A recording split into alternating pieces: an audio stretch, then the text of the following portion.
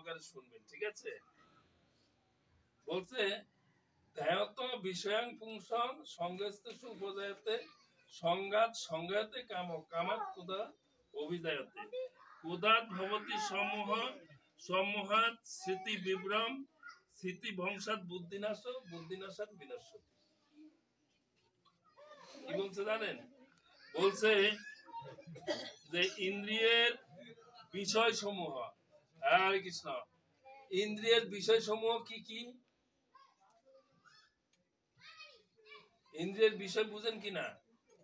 আচ্ছা পরে বলতেছে। ইন্দ্রিয়ের বিষয় সম্বন্ধে চিন্তা করতে করতে মানুষের তাতে আসক্তি জন্মায়। ইন্দ্রিয়ের বিষয় সমূহ চিন্তা করতে করতে আসক্তি জন্মায়। চক্ষু, কর্ণ, জিহ্বা, নাসিকা, ত্বক, এগুলো কি? হ্যাঁ, এই পঞ্চেন্দ্রিয়। তো প্রত্যেকটার আলাদা আলাদা কাজ আছে না? এই যে কাজগুলো আছে, এগুলো যখন আমরা ভাবতে থাকি, ভাবতে ভাবতে ওর প্রতি আমাদের কি হয়? আসক্তির উদয় হয়, ঠিক আছে? আর আসক্তির উদয় হলে কি হয়? আসক্তি থেকে কামের উৎপন্ন হয় এবং কাম থেকে ক্রোধ বাড়ে। যখন আমার একটা বিষয়ের প্রতি যখন কামনা বাসনা জন্মে, আর সেই কামনা বাসনা যখন আমরা চরিতার্থ করতে পারি না, তখন কি হয়? বাধা দিলে ক্রোধ জন্মে না? যেমন একজনের সাথে একজনের কথা কাটাকাটি হচ্ছে, হ্যাঁ, একজন আসে বাধা দিচ্ছে, বাধা দিলে কি হচ্ছে? মেরে দিচ্ছে না? মেরে দিচ্ছে। তো বলছে যে ওই কামনা বাসনা থেকে কি হয়? ক্রোধের উৎপত্তি হয়।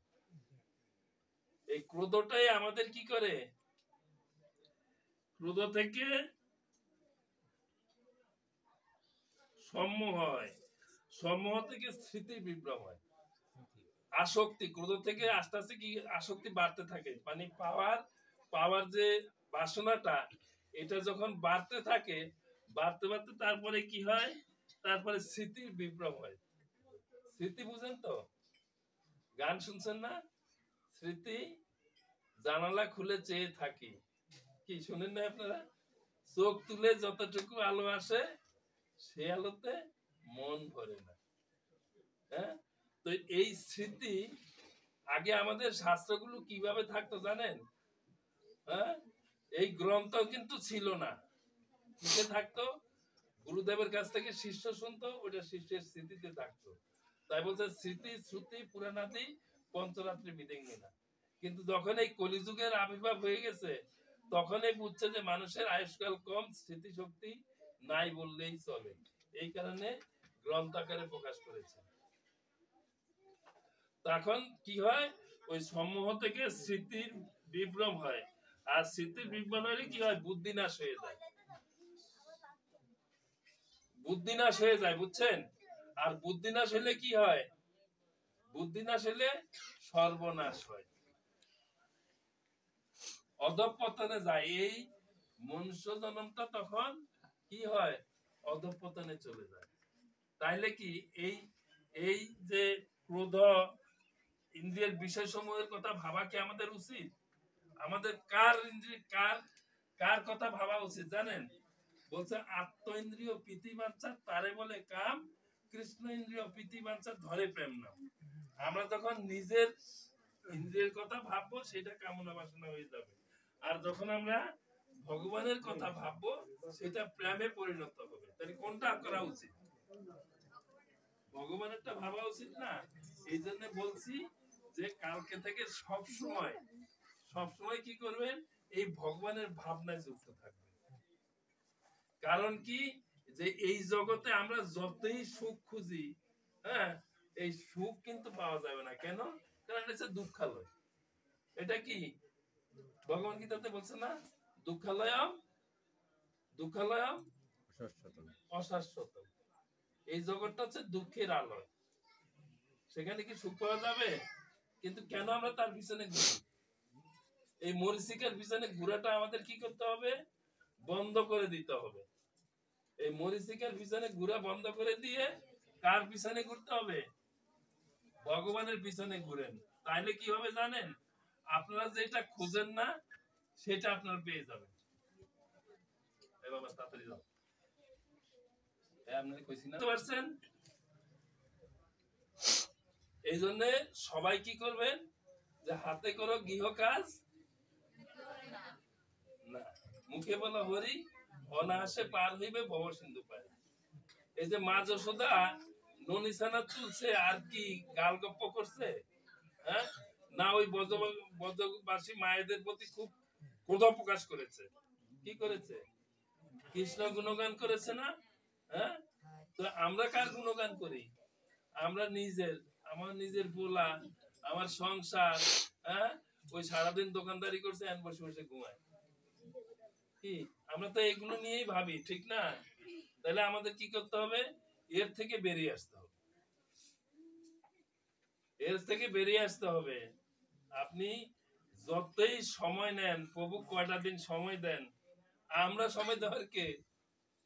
আপনি তো ভগবানের কাছে প্রতিশ্রুতি দিয়ে আসছেন যে আপনি কৃষ্ণ গুণগান করবেন, আপনি করছেন না, এটা ব্যর্থতা কার?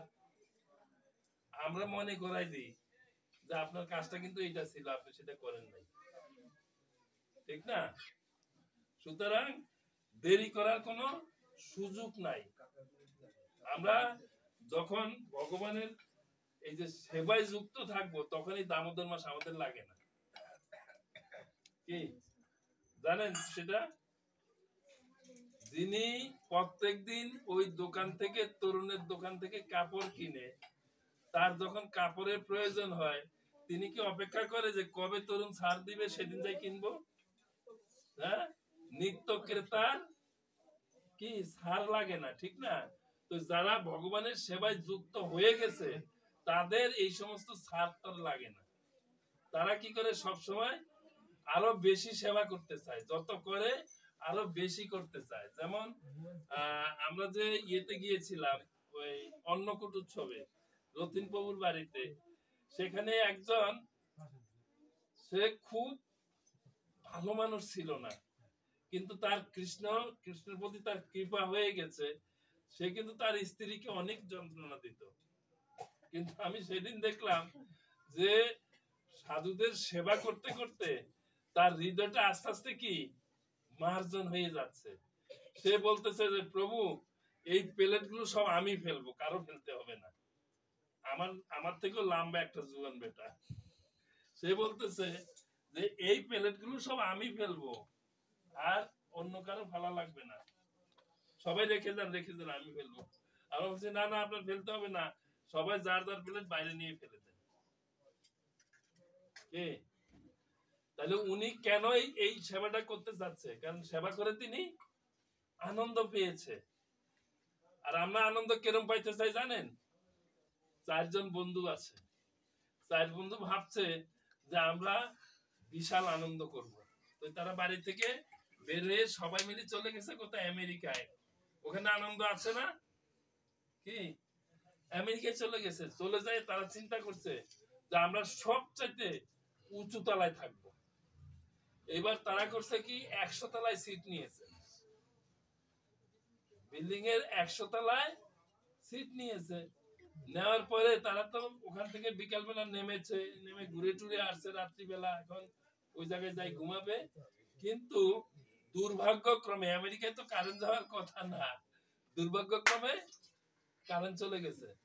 এখন সারাদিন হাঁটাহাঁটি করছে, ক্লান্ত হয়ে গেছে না, 100 তলায় তো তার উঠা লাগবে নাকি। এখন তিনি চিন্তা করছে যে চারজনে মিলে বুদ্ধি করছে যে আমরা আমাদের জীবনের যে দুঃখের যে সময়গুলো গেছে, সেই সময়গুলো গল্প করতে করতে আমরা উঠে যাব, টের পাবো না। ঠিক আছে? তো বলছে যে তাহলে তো আগে তুমি গল্পটা শুরু করো। তো বলছে যে আমার সংসারে আমরা বাপ কাকারা 4 ভাই ছিলাম, তারপরে আমাদের সংসারে খুব অভাব ছিল, সবাই মিলে কাজ করতো, আমার দাদা খুব গরিব ছিল। এই গল্প করতে করতে 20 তলায় উঠে গেছে। 20 তলায় উঠার পরে কয় এবার তুমি তোমার গল্পটা করো।